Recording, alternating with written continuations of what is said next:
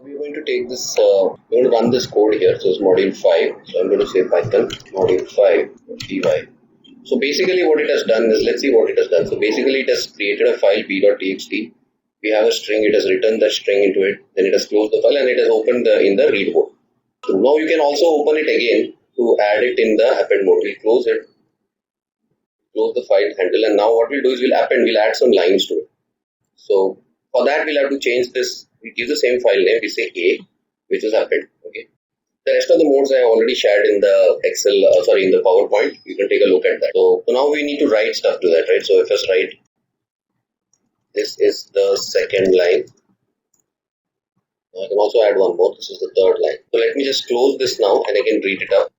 And now I'm going to open it up in the read mode and I'm going to read again the same loop. Okay. So if you see here, this file is a free open file. It doesn't contain any functions. So so far we were creating functions. So you can also have this kind of free file where you just write code and it will execute from the first line. So let's go here and let's run this. If you see here, this is we have not added enter here, so that is why it's telling this is the new file, this is the second line, this is the third line. So first it opened the file and then it appended to the file. This method, if you for working with directories, we'll have to import a module called as OS. So within OS there are a number of methods here. If you say get seed OS CWD, it will give you the current message, current directory. So how do we do that is we go over here. So if you to show you the current directory, you can also change directory. You say chdar.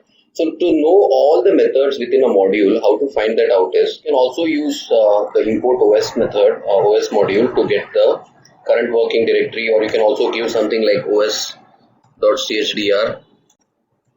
to change the directory. So this way you can move across directories also. So this way you can change directory to any parameter. You can give some parameter C : test or something. Okay. So basically this is the long and short of file handling. So basically in this we created a file, then we worked on the file, then we appended a file. Now we can also work in binary files or advanced file processing also, that is given to you in Python. So these are some of the benefits of the file handling part. Now let's look at the exception part, how to create an exception. Exception, what are exceptions? Exception, let's look at the exception part of it. So any, as we have seen in the slide, this is the demo part. So any unhandled errors can make the program exit. So suppose we want to check those errors and maintain the program flow, then we can use exception handling. So let's see how to do it. It's typically a try catch block. So first you will have a try, then you will say any statement that you want to do will be within one tab. And we'll say except as exception E.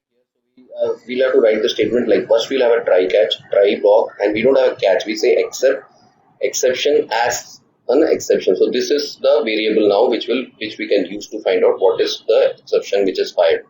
Okay, exception is the original class.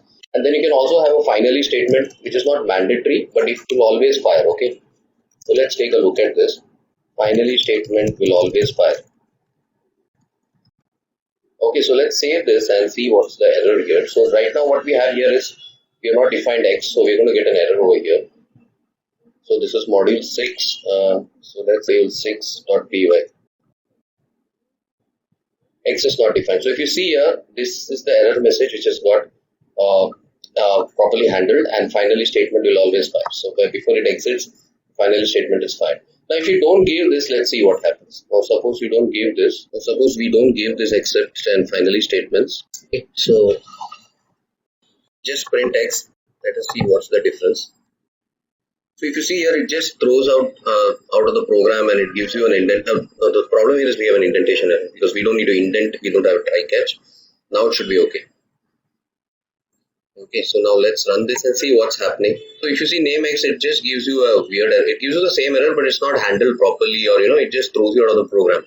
So here you have control. Like from the finally statement, you can also go back to any other program or any other statement that you want. This can be nested also. So if you do, this could be a nested try, which could continue program execution after finally. So this is the advantage. So that is why you should always have a try catch block in all your programs. It's a good best practice. Okay.